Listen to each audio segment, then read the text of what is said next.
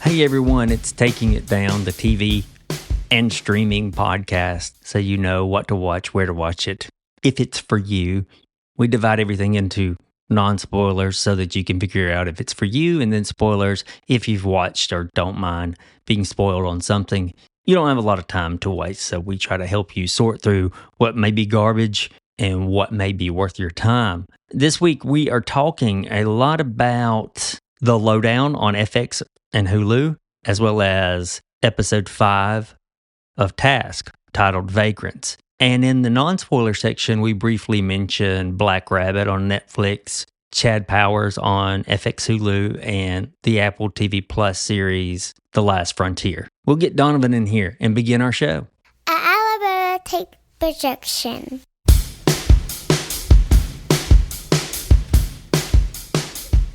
And here he is with me now. It's Donovan on Taking It Down, probably the most popular TV podcast in the Southeast. Southeast? Northeast, too. Northeast, too? Absolutely. Ashburn, Virginia as well? No, but we got a nor'easter bearing down on us, so everyone's inside here. And you know what they're listening to, Blaine? Us? Taking It Down. Yep. And the Patriots game. One thing I managed to finish this week is the propulsive Netflix series Black Rabbit. It's that which stars Jason Bateman as a brother who always finds trouble, and Jude as a restaurateur who's often tasked with helping him. Yeah, I've seen The Bear. Yeah, I've seen Uncut Gems. Yeah, right, exactly. I found it just super engaging, if not very, very predictable. I do think it relied on New York City in this really cool way for its aesthetics and just as a setting. You don't see a lot of shows that will attempt it at this level since Scorsese sort of conquered it and said, this is how it's done in the late 70s and 80s. But they did. That was a nice quality to it. Jude and Jason Bateman are doing really quality work here, I thought. The storyline is about what you think. It's super engaging and super entertaining, if not a little dark and gritty. I think that headlines and reviews tend to swing one way or the other. They think that it's too cliche or not well done, or they say that it's well acted and grittily interesting, I suppose. Mm-hmm. You know, sometimes, I think we talked about this with the Lowdown, like that strong sense of place can have a substance all of its own, really. Yeah. It opens up to New York as the story keeps going. Yeah, it's kind of like, you joked about Uncut Gems, but it really does have that, like, the Diamond District? The Diamond District. Yeah, and it's got a great sense of place there. Yep. I'll say this. No, it's not the greatest thing in the world, but I knew every night I was going to watch an episode. Yeah. Sometimes you just want Jude and Jason Bateman. I get it. Who wouldn't? Also, when it comes to family, the CIA and the local sheriff's office proverbially never get along. And Apple TV's newest drama, The Last Frontier, dropped Friday. It's got Jason Clarke as a Fairbanks, Alaska sheriff who just found out that a plane full of criminals crashed in the Alaskan wilderness.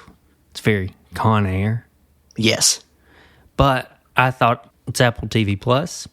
Let me see. This thing's bonkers, man. I cannot believe anyone in a suit saw the first 15 minutes of the show and then said, yep, put it on. I just can't believe it. I'll have to, my brother used to live in Fairbanks. I'll have to ask him if this is accurate. It's not worth watching. Okay. I respect Apple TV Plus to produce respective television and movies these days, ranking them probably second only to HBO a lot of times. Maybe FX, Hulu, but the first 20 minutes of this show went from silly to sillier to absurd. Listeners, I wish you could see the look on Blaine's face. I'm totally bamboozled. I was going to say, he is on the edge of disgusted with the silliness. The plane crash is the opening minutes of the show. You get that. And it's fantastical how they... how it happens. I could not believe it, how silly it all was. Let me come at it from another angle, Blaine. It may be that this reflects the real Fairbanks, because it is my understanding that the local brewery there has a reindeer. A real one. Yeah, you can hang out with it. Well, that's pretty silly. Jason Clark's opening scene is of a morning jog, because he's the local sheriff. You got to have him open with a coffee and a morning jog. Yeah, of course. Of course you do. And he is running down a very suburban street, and there's a moose in the middle of it, and that stops him. That's real. So that could be real. Yeah. No, when my brother's up there, they used to get moose. They'd have to keep their dog in the house, because they're so big and dangerous. Yeah. It's like you hit them with a car, they walk away. Yeah, of course. Yeah, they're huge. They're very tall. Yeah, they're massive. Clark stares at it, grins until it walks away, and then he just keeps smiling and then jogs away. I'm telling you, I really cannot believe this got produced. And I went on to read that this is the non-spoiler section. I get it. So if you're a little worried, skip ahead 30 seconds. But I went to read that it's kind of a capture criminal of the week kind of feel to it. Oh. Which that could be okay, but it's so... Notwithstanding the X-Files, I use the whatever of the week format. I've seen enough of it. You want your TV serialized. I guess I do now. And I'm not saying I won't watch the X-Files. I will watch the X-Files. It's got to be just super good if it's procedural. If it was like incredibly good, I would give it an exception. But you do give it some exceptions for some. Isn't Doctor Who? It's not serialized. It's kind of depends on who's running it. Huh. Also, I haven't watched Doctor Who in a good long time. Oh, I thought you were a fan. I'm off the wagon. Well, anyway, speaking of silly, I've continued with the Hulu series Chad Powers. Have you watched any of this show? No, but I'm going to. I want to laugh. I want to laugh at football. This is the Glenn Powell show where he's a college quarterback in demise, so he tries out at another college in disguise. There's a little rhyme for you. As goofy as this sounds, I know it looks goofy. I know it looks like this is rubbish when you look at it on paper or even on the screen as you see the bright yellow poster and the real Glenn Powell looks at the dressed up Glenn Powell across the way. But it makes genuinely funny jokes. I'm there for that. There is one in this latest episode, or it might be episode 2, so forgive me, because there are 3 out, I think. It's a weekly series. But there is a joke, and I'm just dying for either you or Adam. I know Adam's not with us today, to watch, so I can just make this joke. It's coming. I like the lull. Yeah. Some people would say that this show is unrealistic, but Glenn Powell and Diego Pavia are the same age. No, they are not. Is that real? No, they're not. I appreciated that one, though. Not only is Chad Powers the show funny, but it has actual tension. I'm not kidding. Many scenes per episode. I wonder if it can keep this rubber band stretched without breaking it. Because the obvious tension is he's dressed up. Will they figure it out? Yeah. You wonder that. But I will say it does have a through line of a couple of nice thematic ideas, and I think it's pretty aware of them. And it's, what does it take to be a man in these types of scenarios? Now that is an interesting kind of. Yeah. You can do silly, but it kind of like with that little core is serious pretty well in something like this. And sports just lends itself to stuff like that, right? Yeah. Because it's organized. Yes. You've already got kind of the you've already kind of got the. Yes. And they are very aware of the idea of reinvention here, and I think that they keep that in the forefront of their mind. And none of that hinders that it's fairly decent and kind of funny. There are some repeated poking fun at fundamentalist Christianity that's present in college football, especially in the South. How they're hand in hand. There is some of that. Interesting. That's a bold move. That is, well, it's you have to squint sometimes, but it is there. It's there. I'm just saying, for something based off of something they did on Game Day. Have you seen the Game Day introduction? No, and you and I argued about this last week where we couldn't even decide if it was Game Day. I thought it was just ESPN. I'm pretty sure it was Game Day, but neither of us clearly looked it up. No, well, obviously not. I should, because Eli Manning dresses up, tries out for another team, right? Yeah. Is it I don't funny? remember which team. It's fine. Yeah, okay. It's more like, so that's what would happen if Eli Manning dressed up, had prosthetics put on his face, and tried out for a college football team. And what happened? In a practice scenario, a professional winning quarterback looks pretty good to college coaches. Okay. Like that. It was fine. Like, he's good. Huh. And then they reveal at the end that it's actually Eli Manning, and everyone has a good laugh, if I remember correctly. One coach has a heart attack. They take him to the hospital. It's kind of sad. Yeah, the Urban Meyer story. On both this side, in non-spoilers, and after the break in spoilers, we will continue another FX Hulu series, The Lowdown. It's Ethan Hawke. He's a struggling investigative journalist, perhaps. Truth historian. Truth historian, he calls himself. He's struggling there, and he's perhaps even a worse father.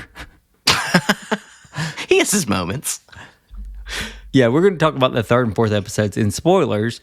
And after that third episode, after watching it, I couldn't decide on what sort of show this is beyond a crime caper with a protagonist who may or may not be in over his head. There may be a whole lot more than that happening here. And then in the fourth episode, it's more of that, but it's kind of odd. I cannot put my finger on this show. I thought we might have a productive discussion today, because this is just my feeling, and I don't expect me to back it up with anything. But around probably about 3/4 of the way through the third episode, I was like, this show is actually fantastic. What made you think that? I am completely, I think, okay with a crime drama being kind of shaggy like that. It's very loose. I'm completely fine with that. It's got such a strong sense of what it is. I couldn't tell you what it is, but it feels like it has such a strong sense of what it is, that when they're taking weird detours, I'm like, yeah, perfect. Show me more of what this goober gets up to. Show me how things are working. I'm here for it. It detours for sure. It's done so confidently. I think I've seen some folks have referenced that this is more the Big Lebowski than the Big Sleep. And you know what? The Big Lebowski kind of operates in the same way too. Yeah. Where it just silly little detours, and they're going and doing, and I'm fine with that. It's really taking the spirit of some of these noirs, right? Where they really, it is the mystery is the least part of it almost. Right, it's the scenery, it's the characters in the background, and when that's done it's done fantastically. And I think that it allows you to kind of have this sprawling view of, for lack of a better word, like milieu, like society that it's taking place in. Yeah, it's great. It makes it feel very alive. Yes, I was hoping it would touch more on that, more blatantly. Yeah, more pointedly. This ain't Alien Earth, Blaine. They're not just going to tell you. Yeah, they're not going to spout out what it is I'm watching. A lot of what I want to say about episodes 3 and 4 would be spoilers. I'll ask this. If you, or maybe just say it, if you like Coen Brothers quirkiness, if you like your mysteries that aren't centerpieces of the show, you're probably going to like this, right? It's going to take you to a lot of places. I will say, I'm going to piggyback on you talking about the Coen Brothers quirk. Yeah. Because there is nothing worse to me than a Coen Brothers imitator that is nothing but quirk. It makes me want to tear my eyeballs out. It's so horrible. If you've ever seen something like that, where it's like, just... What's an example? These guys are just kooky. Honestly, that's not... The Last Frontier on Apple TV. I was about to say, something that's not fair is season 4 of Fargo, but... But that's almost kind of my season quite a bit. You always bring it up. I know it's the weakest one for me, but I think they were doing some interesting things in the middle of it, which is why it's not fair for me to say that.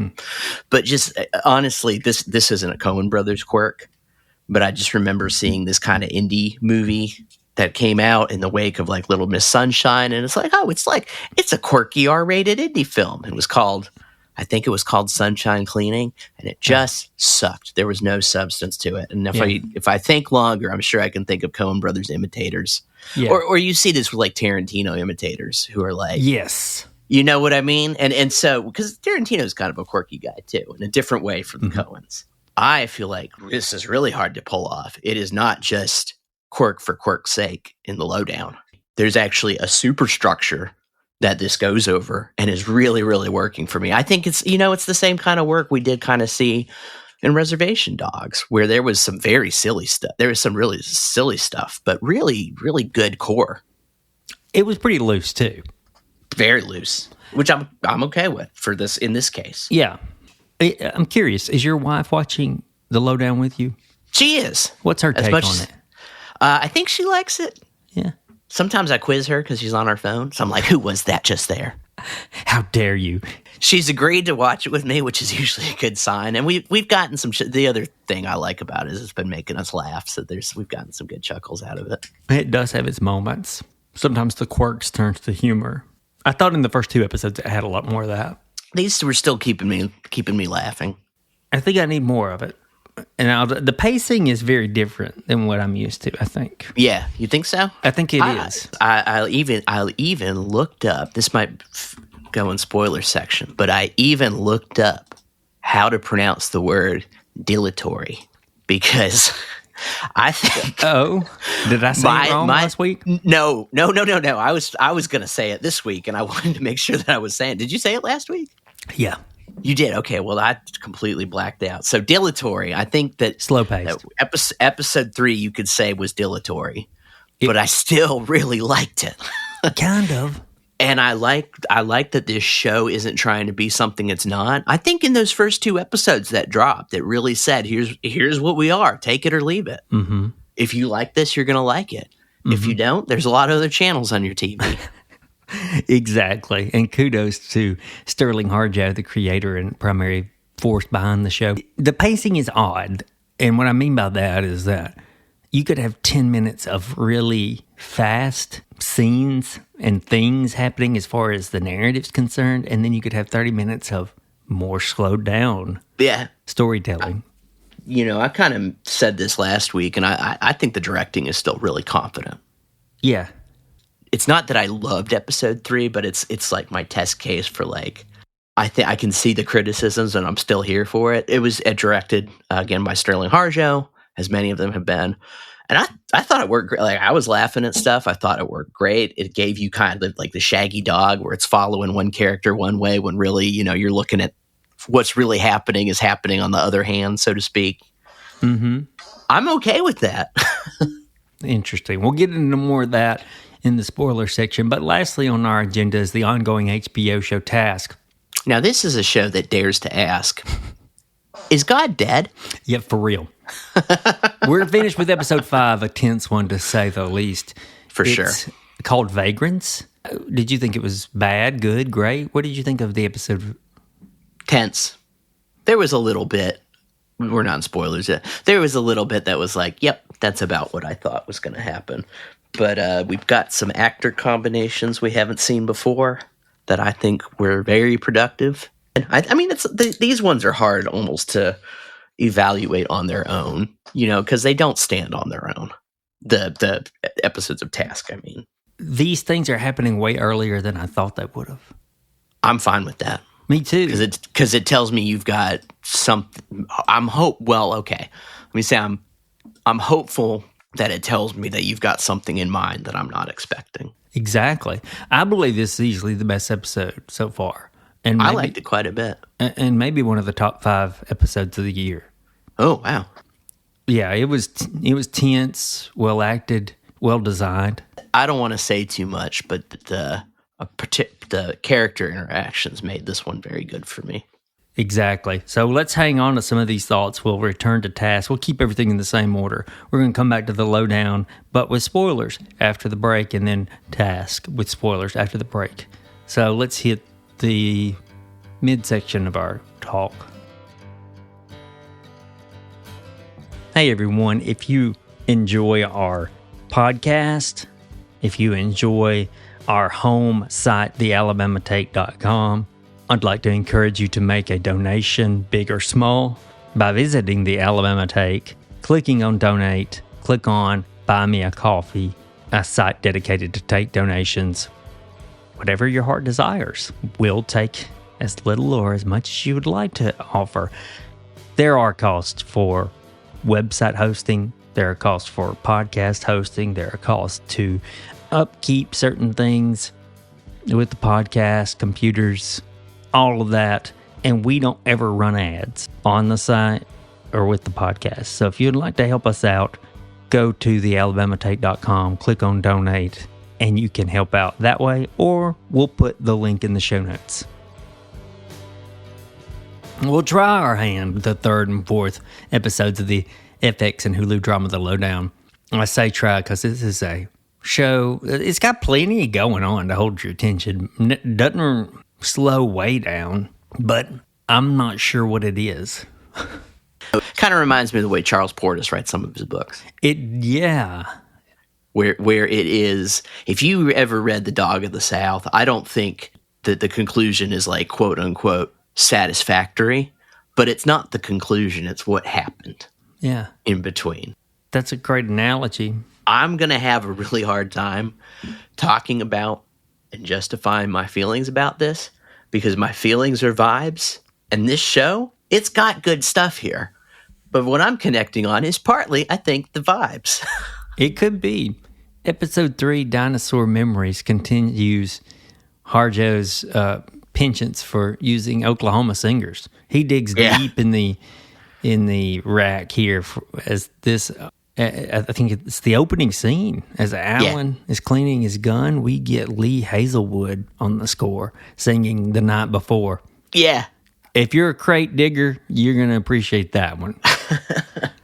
I think the music's been fantastic throughout this one. Again, really adding to that sense, not to like speak poorly of Oklahoma, but like, when was the last time you thought about Oklahoma? Not that there's anything wrong with Oklahoma. I just live a very far way away from it.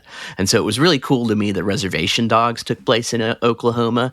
And it's really cool to see Tulsa as a city I've never been to. I don't know how accurate it is, but it feels like, this is a real place. Yeah. Now, folks, we're in spoiler section here, so I got a little bit of advice for you. If somebody asks you, what is your favorite Jim Thompson book? You say Population 1280. That's the correct answer. Not the Alcoholics. Nobody likes that one. It is Population 1280. Unless so I've Jim Thompson is a wrong. real author, as we've found out, I guess. This week. He is a fantastic crime writer. The aforementioned Population 1280 is my favorite of his books, but he's also written such classics as The Killer Inside Me. Mm-hmm. He's written Hell of a Woman. Those are some of the more famous. The Grifters, that's the one I was trying to remember. Also, Jim Thompson worked for Hollywood. Hollywood would do screenwriters. So, for example, can't remember all of his movies, but I think this is accurate. Stanley Kubrick's Paths of Glory. Jim Thompson did all the dialogue for that. So he didn't do the story, but he did the dialogue or based around the story. So he'd done all. And I think maybe he worked on Kubrick's The Killers, although I might be making that one up. That's interesting. Thompson thumbs up, and I think put Thompson, who can be kind of a weird guy and a weird noir crime thriller writer. I think having stuff, if you've read Jim Thompson, having notes hidden in Jim Thompson, first editions of Jim Thompson, is somewhat signaling to you what this show's influences are and what it wants to be. It's also a meta. Oh, for sure. For sure. Yeah, I wonder where all these quirks are pointing to. Like Lee, this is Ethan Hawke's character, he rattles off great black men who've gone to jail to improve the circumstances that surround them. And it again plays with this idea of Hawke being the white lead and trying to dig into some white supremacist troublemaking, but maybe lacking the gravitas needed to shine the appropriate light on it. I mean, I do think we saw it more too, but I don't think it's like right there and up in your face. But I think the show has asked a little bit, like, can you ironically wear a Confederate flag on your, have a Confederate flag tattoo? Lee does. Yeah. You know? Yeah. And then another quirk, but I love it. It's Marty's, he's the private investigator, and he tries to compare as much as possible to things to Shakespeare. Mm-hmm. Here he likens himself to Hamlet. Uh-huh. Like he says, I'm bound in a nutshell, yet thinking it's infinity, as he delivers news to Betty Jo that Donald wants her out, is going to take her land. Basically, here's your money, though. Are these all leading to something, or are they just character traits? People are weird, right? And I think shows that, like, do get a little bit into, like, people are just odd. Like, there's some honesty in that. Mm-hmm.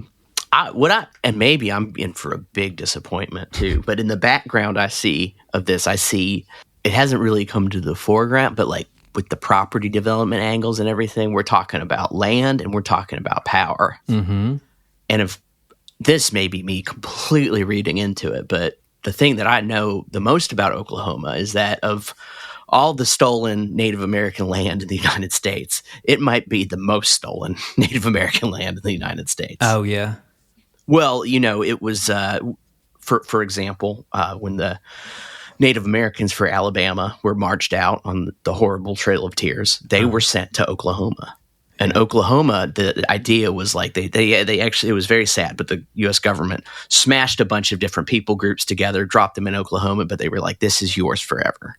We're going to take all your other land, but at least you've got Oklahoma. But then in the late 19th, early 20th, I can't remember, there was like a literal day, like to the minute, where like the government was like, oh, we're going to open up land. And so you had folks literally in like covered wagons and stuff. The Sooners, yeah, waiting to race and take that land that was now twice stolen from the people. And that's why there are so many reservations in Oklahoma, even if it's not necessarily like the long-term ancestral home of those people, because they were taken from their land was taken from them, and then they were displaced to Oklahoma, and then they were further displaced. Yeah. Wow. How much did you laugh at Lee saying he was Special Agent Cooper? That was hilarious. That was hilarious. As the game warden. Another thing that made me laugh was when he started just rattling on. He clearly, has the beginning of Catcher in the Rye memorized. Yeah, he does. Which made me really laugh as he spouts that off to help him get out of trouble to the guys who are selling fake caviar. Beluga caviar. Well, the caviar is real. The beluga, it is not. Well, right. It's not the caviar that they're selling. That they're claiming it to be. Which also harkens back to, Jim Thompson. He's a real crime author, and he's known for unreliable narrators. He is. And then we have these guys selling disingenuous caviar. You have Tim Blake Nelson as the dead Dale Washburn. Yes. Sometimes appearing and narrating part of his story. His story as he sees it, no less. Yeah. I'm curious if this will end up being that he did just kill himself. Oh. That would be a surprising turn. Maybe. That would be a surprising turn, I think. I did like the guys who were harvesting the caviar. I think that actor was John Doe of the band X. Oh, really? Yeah, legendary punk band X. Huh. I think that was him. Would never I gotta look that up. Yeah. I did like the Lee there, and they're like, this is class warfare. That's what, yes. Like, it was great. It was very funny, but it's also, if we whenever we take a part of the United States that is not Los Angeles or New York, part of that, especially for places like Oklahoma or Alabama, is people from other parts of the country still think everyone there is just an ignorant hick. And so it's always a very funny subversion where you've got these criminals hiding out from Fish and Wildlife, and but they're able to tie it into anti-capitalist ideology. Well, it is. Because they're selling caviar, and these people don't know the difference between this particular fish's eggs versus another particular fish's eggs. It is. What It was difference great. does it make? And then it really sent me over the top when they called Lee one of the halves. Yes. You're one of the halves. It's like, no, this guy's dirt poor. You don't know him. He's spending down the blood money he got the other day. That's about all he has left. But he's got a pocket full of it, thank God, still. He does. He keeps it in his boot. Yeah, and then we go unreliable narrator. Lee does woo Marlon, who was, I do think that is John Doe from the Band X. He woos Marlon and his henchmen by quoting that opening of Catcher in the Rye about skipping the childhood stuff because his parents would have had a hemorrhage. All that David Copperfield shit.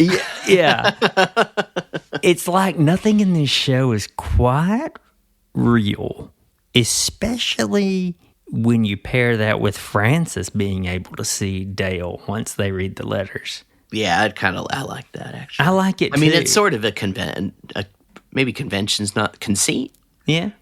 Lee is both, the term you can't bullshit a bullshitter applies to him, Yeah. but it also applies to everybody who is talking to him. Yes, it does.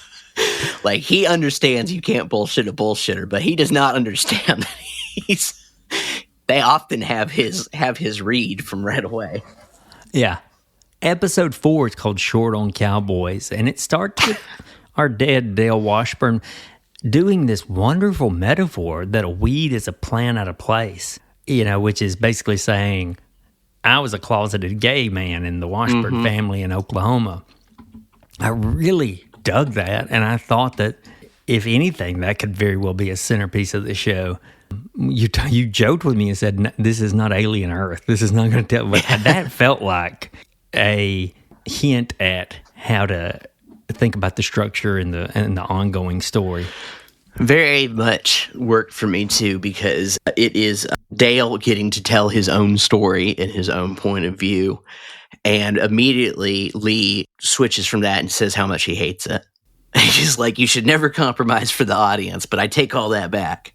It really, I'm liking the bit where he's narrating what he sees from his own point of view, and Lee is trying to figure that out. Maybe some of the flowery stuff that Lee is wishing he could skip is, as if like you said, a little bit of a clue to us. Yeah, it is. And there's a lot of folks out of place. There's a lot of weeds in this episode. We got Dale. What's his wife's name? I can't remember his ex-wife. Betty Jo. Oh, you mean Betty? Oh, Dale's wife. Yeah. Yes, Betty Jo. Betty Jo. She played by Jean Triplehorn. She's great, but Betty Jo says at one point she's what she's like. He's the rich boy and I'm the small town slut. That's never gonna work. Yeah, as it turns out, she's not rich. She was plucked out of white trash. She accuses Lee of implying that she's trailer trash. Mm-hmm. You've got Lee, who's out of place every single place Everywhere. he goes.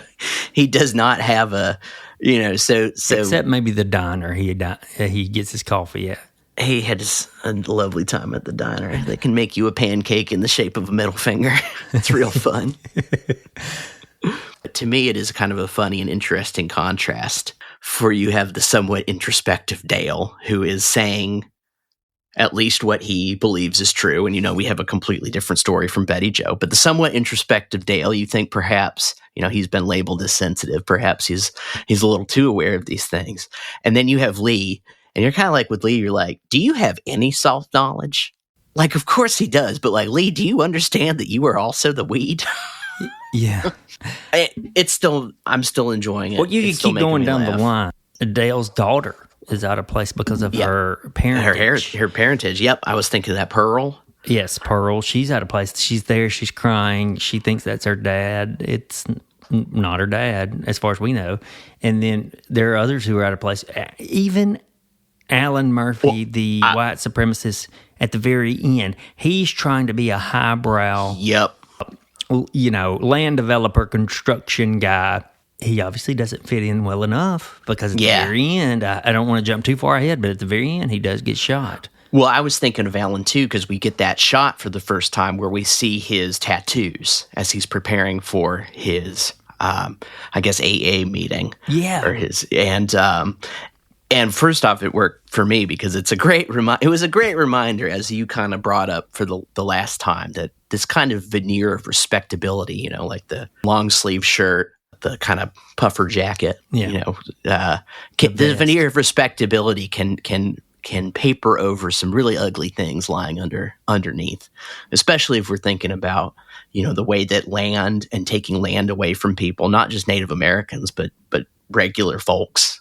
Yeah.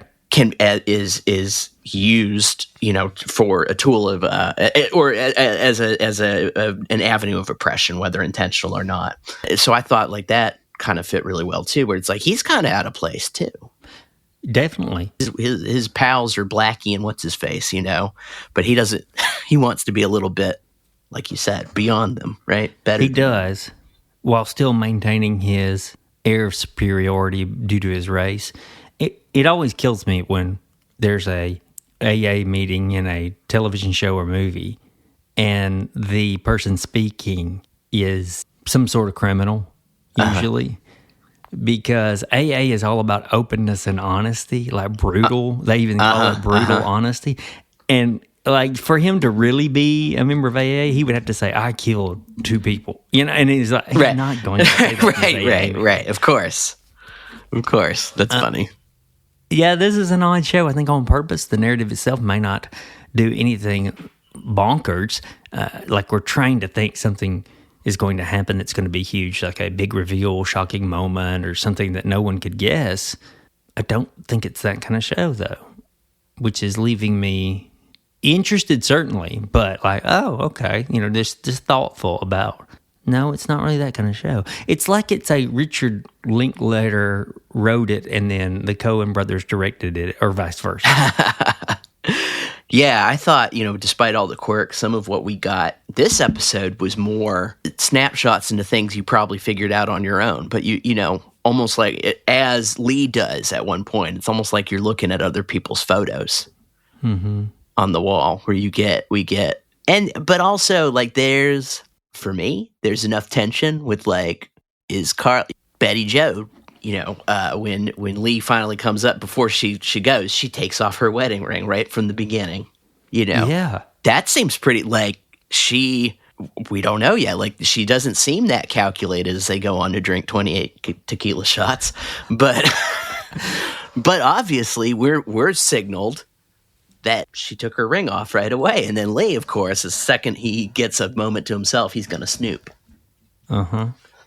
So everyone's kind of still playing. Everyone's playing a game. My memory is so bad at times. I was trying to think, okay, if Ethan Hawke's character is kind of a journalist figure, are there stories where he sleeps with one of the characters who could be a suspect? And I suppose that happens quite often in the noir. I think so. Yeah.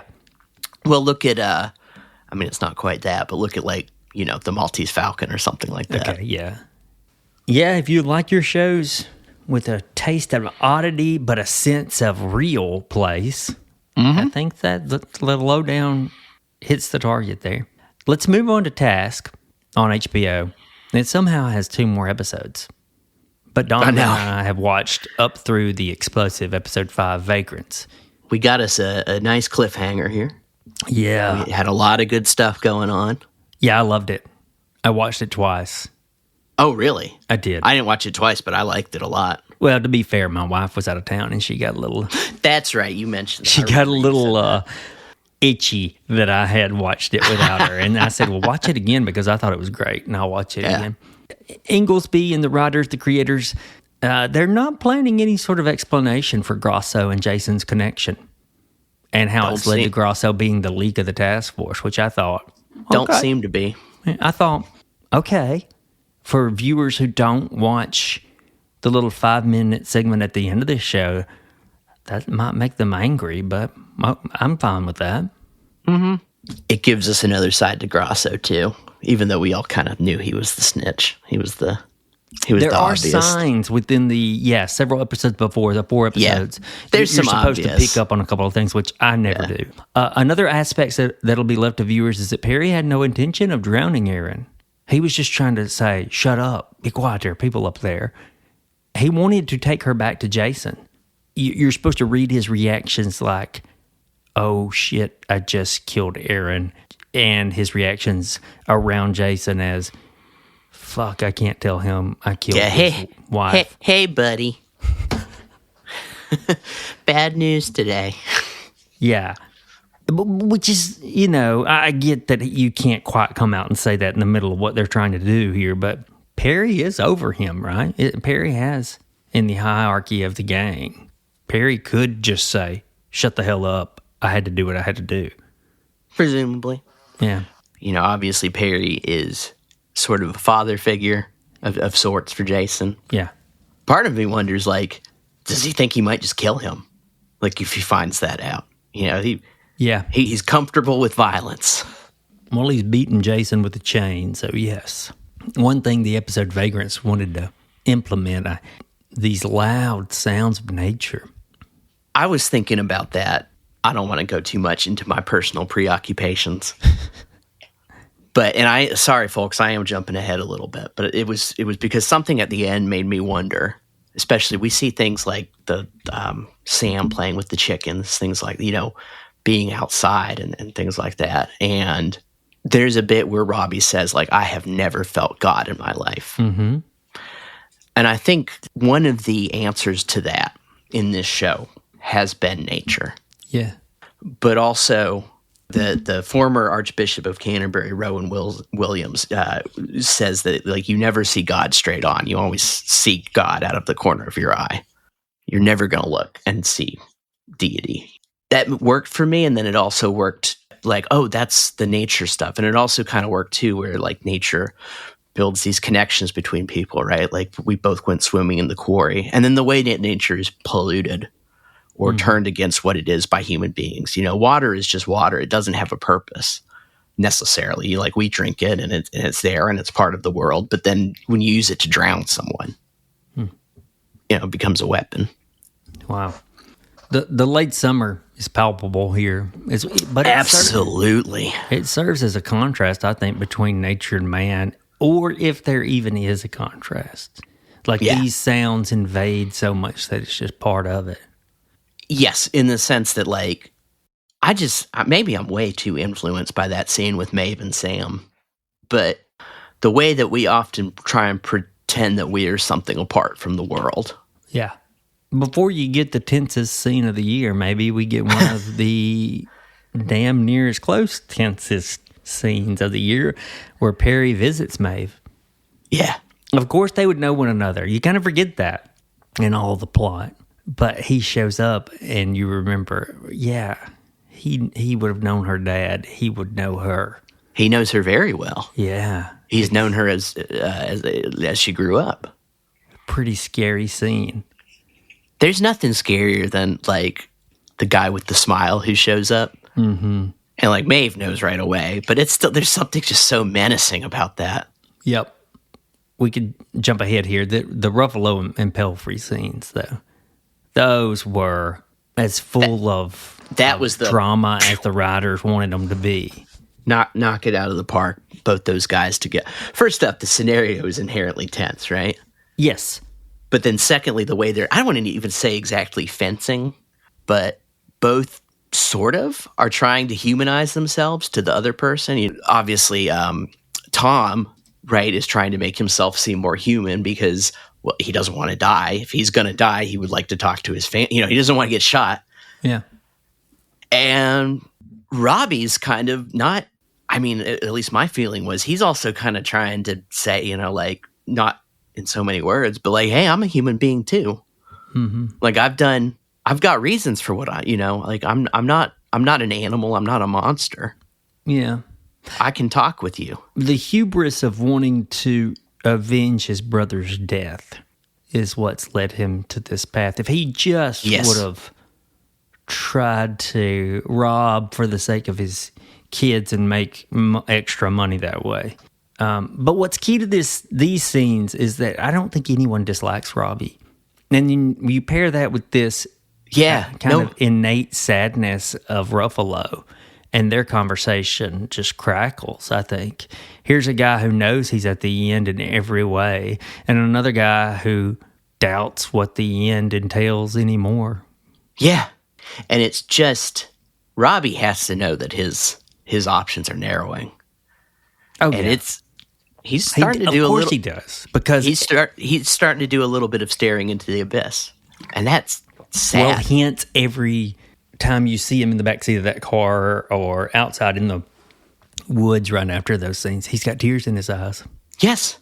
His friend is dead. To hold those tears in your eyes like that, that's some really good acting. And Tom Pelphrey, I wouldn't be shocked to see him in more roles. Same. Those scenes were actually so tight that I was not ever sure Tom was going to live.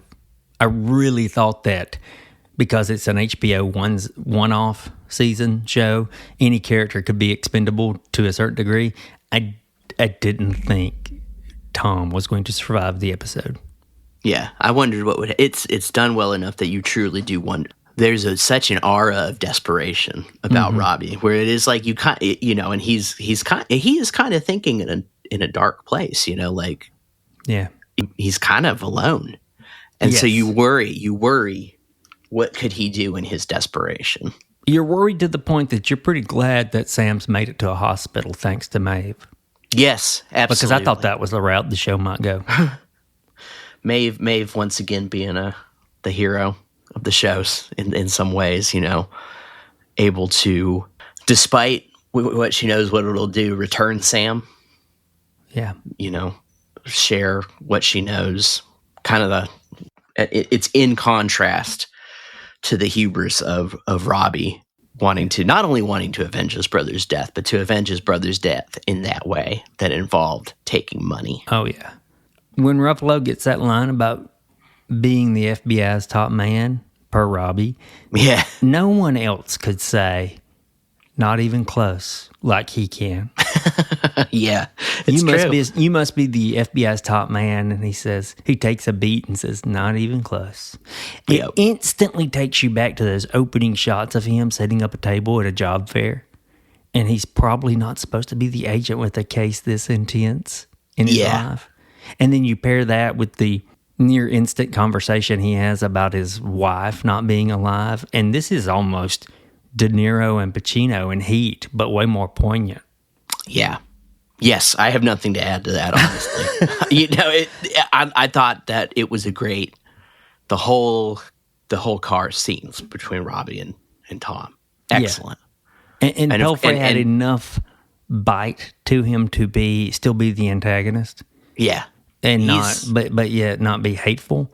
And to keep those tears in his eyes just signaled for me as a viewer where he's going.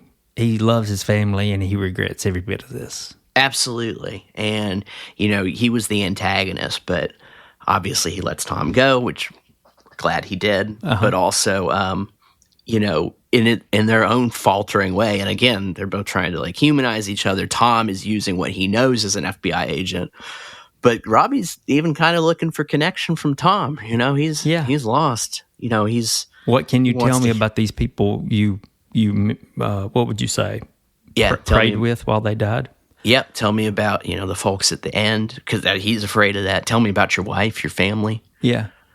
A lot of weight and sadness. And a lot of weight and sadness to the line, you can still go home, which Tom says twice. Man. What does Tom believe that? That was great.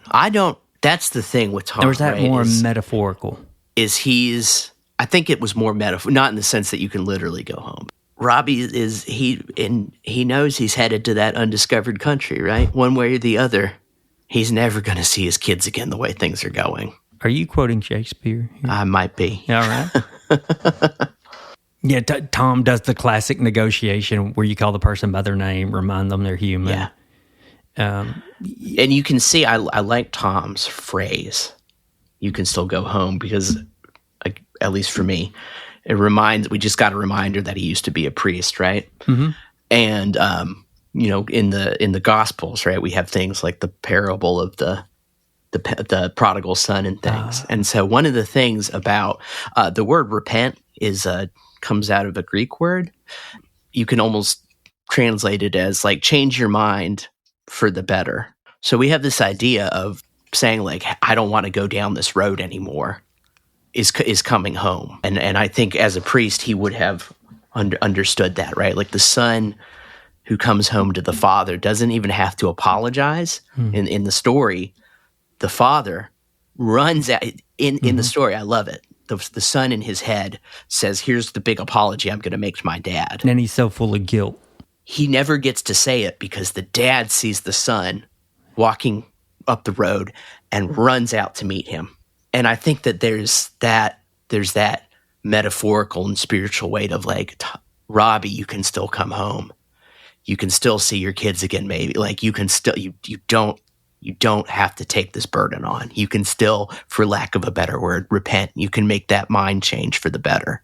It reminds me too of the great Elizabeth Cotton song, my favorite of hers, When I Get Home. Oh, yeah, yeah. Where she says, all my burdens will be...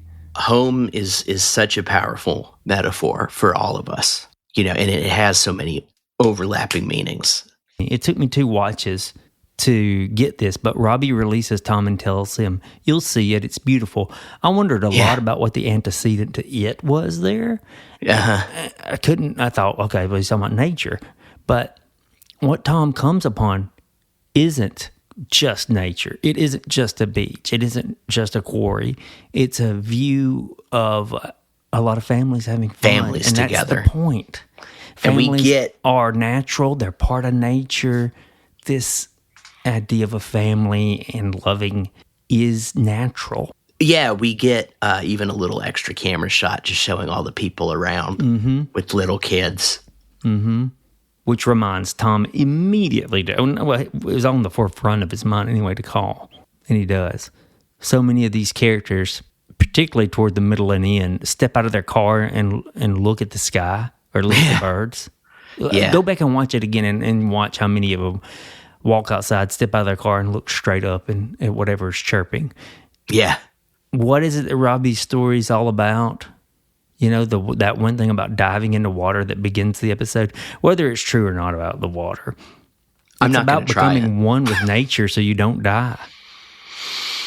Once you become one with nature, you're much more safe. If you just say, I'm going to do it all my own way, and you jump into that water, your heart is supposedly going to explode. Is there? I don't know if there's any truth to that. I don't know. I would doubt it either. But I agree with you, Blaine, where it is kind of that. Take a minute and try at least a little bit. Take away that power. There's a powerful remove between us, between our environment, between animals, and take a minute to lessen that a tiny bit.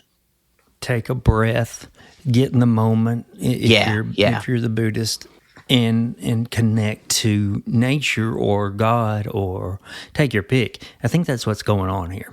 I think so, because we know that the future is a mental state of ours. We know that the past is a mental state. Yeah. But we really only have the moment, right? And so anything that is to be found or encountered is encountered in that moment. So I think like the take a breath, it can seem almost cliche or woo-woo, but when you sit and think about it, you're kind of like, like this moment is literally all my consciousness has. Well, here it's probably a little cliche because he's done it so much, but worked for me. It works for me too. Where are you? You're at the water. What are you about to do? Get in the water. Okay, well, first become one with it. Yeah, exactly. Take away the thing that removes you from it. Yeah. That many reasons why I felt like this was an outstanding episode. It was a hell of a good episode. Hell of a good episode, in my opinion. A lot to think about. Kudos to Brad Inglesby and his team of writers. It was a good episode. As for us, that is our episode. That is the end of our episode. What do we have going on here? Just a goodbye, I would think, right? We're going to do the Lowdown and Task next week. Yeah, right? and I'm going to try to get in some Chad Powers because I like to lull. Yeah, get a couple of those in. I really want you to get to that episode where the joke I want to make. It's so funny. So this is the end for us, for Adam, for Donovan. I'm Blaine. And, we hope that you get a chance to walk outside in nature today.